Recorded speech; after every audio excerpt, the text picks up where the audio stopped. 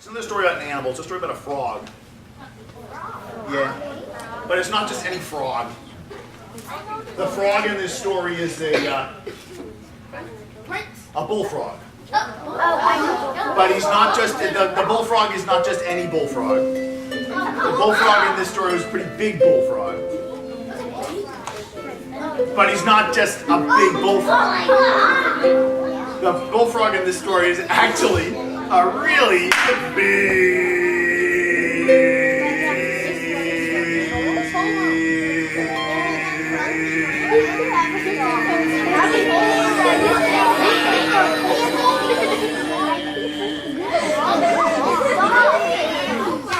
bullfrog.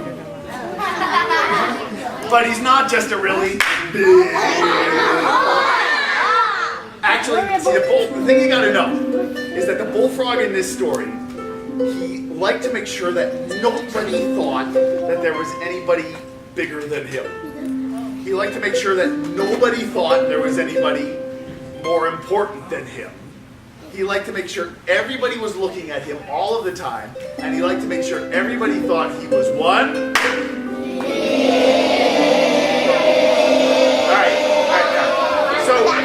Some of you got the idea that I want you to say that, but only a few of you got the idea that I want you to do this thing. All right? So it's gotta be everybody, because it's like the bullfrog's gotta be watching to make sure everybody's doing this. All right? So that's the way it works. So I say the bullfrog liked to make sure everybody was watching him all the time. He liked to make sure everybody thought he was one. Right, you like that? And so one day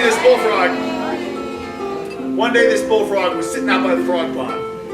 And he was, making sure nobody thought that there was anybody bigger than him, making sure nobody thought there was anybody more important than him, making sure everybody was looking at him all the time, and making sure everybody thought he was one.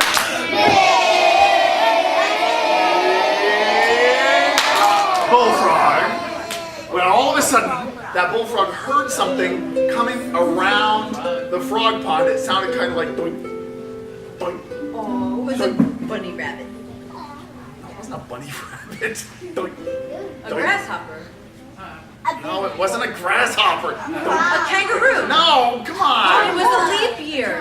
All right, look, you guys. You're gonna have to. Well, it's leaping. It was a frog pond. So what was leaping around the frog pond was a frog. Thank you very much. Okay, all right.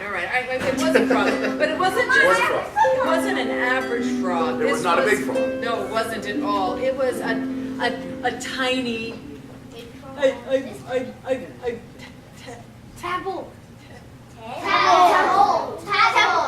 I'm scared. I'm tiny and I'm Tiny. What? You said I'm scared. What? That's scared, exactly. Yeah, that's exactly it. But I can't say it because I'm too right, I'm too, it's hard. Anyway. Tongue-tied. Yes. So you know what? Because you know what I saw? What? You know what I saw? What? You know what I saw? It was horrible, it was terrible. I saw something that had great big saucer horns. I know. It had horns on its head. It had a tail that was, a tongue that was long, leathery, and it spoke to me. It spoke to me, and you know what it said? It said, moo. It was horrible, and you know what else? It was huge and enormous, colossal, excessive, prodigious, vast, and momentous. I guess, and you could say it was big. Now you have to remember, this bullfrog didn't want anyone to think there was anybody bigger than him, didn't want anybody to think there was anyone more important than him. He liked to make sure everybody was looking at him all the time, and he liked to make sure everybody thought he was one.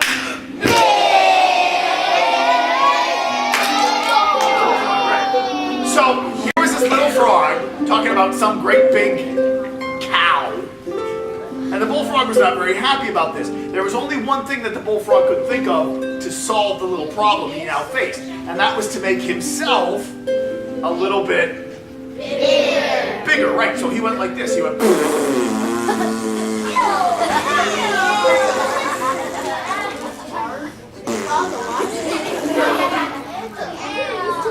Was he as big as this?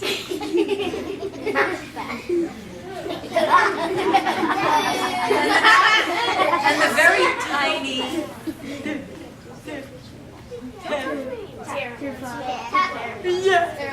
took a look at the now bigger bullfrog and said, well, it was fat, it was hefty and husky, large scale, supersized, grand and tremendous. I guess you could Please excuse the interruption and say please call 866. I guess you could say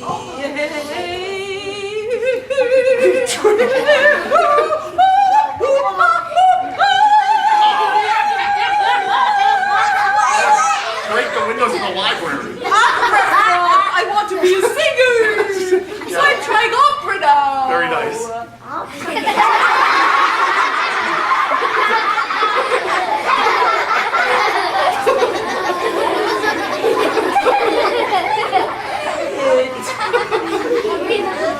Was a big. I remember the big bullfrog didn't want anybody to think there was anybody bigger than him, didn't want anybody to think there was anybody more important than him, like make sure everybody was looking at him all the time, like make sure everybody thought he was what? And so he had to make himself a little bit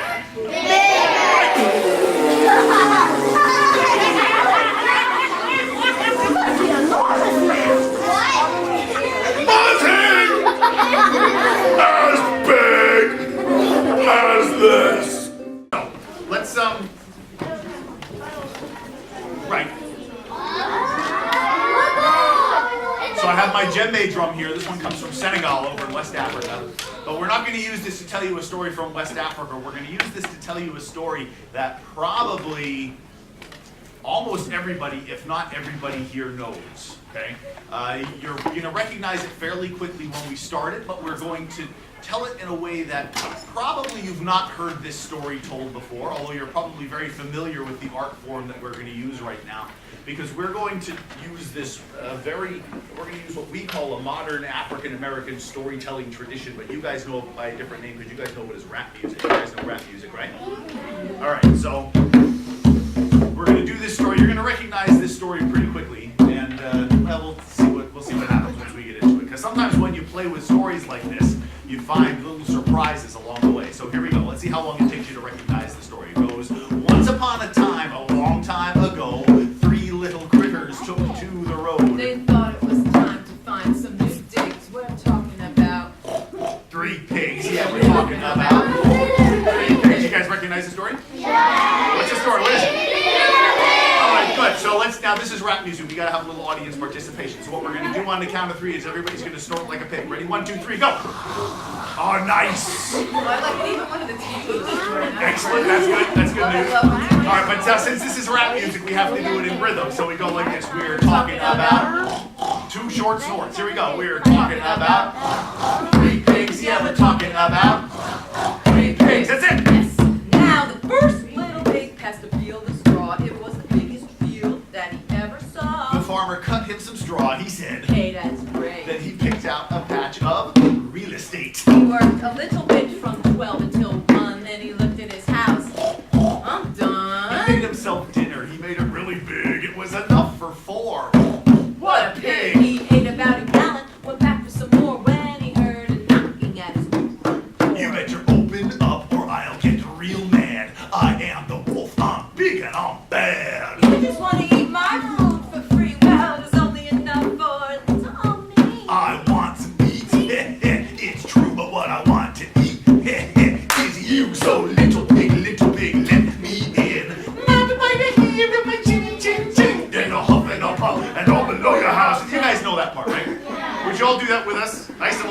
the library. I know you're not supposed to make a lot of noise, but let's really rock it. Come on, here we go.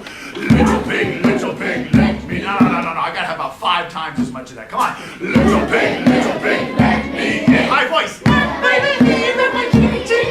And a hop and a pop and all below your house. Oh, put your arms up. This is get your arms in the air. That's the rock concert. Right? Go your house. Okay, so let's do it from the beginning. Little pig, come on. Little pig, let me in. High voice. Then a hop and a pop and all below your house. He puffed off his cheek, he popped his cork. The house was Fresh pork. That's one pig down. Now the second snout was just about as lazy as the first. No doubt. He gathered up a pile of twigs and sticks. Ooh, I'll finish my house in less than 20 legs. Well, he worked a little while, from 12 until 2. Then he looked at his house. I'm through. He made himself a feast. I'm talking about enough food for 10. Pig out. He ate about a ton. He went back for some more when he heard a knocking at his new front door. You better open up or I'll get real mad. I am the wolf. I'm big and I'm... You just want to eat my food for free. Well, there's only enough for little me. I want to eat. It's true, but what I want to eat is you. So little pig, let me in. Come on. Then a hop and a pop and all below your house. He puffed up his cheeks. His eyeballs were shaking. The house was gone. Fresh bacon. That's 2 pigs down now. Piggy number 3 knew that good things in life don't come for free. She read books. She learned to build with bricks. Yo, when I'm done with this, my house is gonna look sick. She worked a long time, from 12 until 7. Then she looked at her house. Oh, Kevin. Her house was smooth. It was buff. Good looking. But she worked so long that she had time for cooking. She walked into the house, curled up on the floor when she heard a knocking at her new front door. You better open up, little piggy pig. I am the wolf. I'm bad and I'm... If you're here for dinner, you're in the wrong place. There's no food here, so get out of my face. I ate your brothers. They were fat and fine, but I want a little more. I've got a taste for swine. So little pig, let me in. Then a hop and a pop and all below your house. He puffed off his cheeks, he blew and he blew, but the house was still there. He said, what's up with you? Hey, ridiculous dog, what's up with you? What you think? Nobody blows down a house of brick. The wolf was howling mad. He was seeing red. So what if I come down your chimney instead? He jumped on the roof, he climbed higher and higher, but the piggy was a thinker and she started up a fire. She dragged out a pot and she filled it with some In water. the chimney, the wolf said, ouch, I'm getting hotter. And just when the pig had a bubbling Sploosh, in fell the wolf.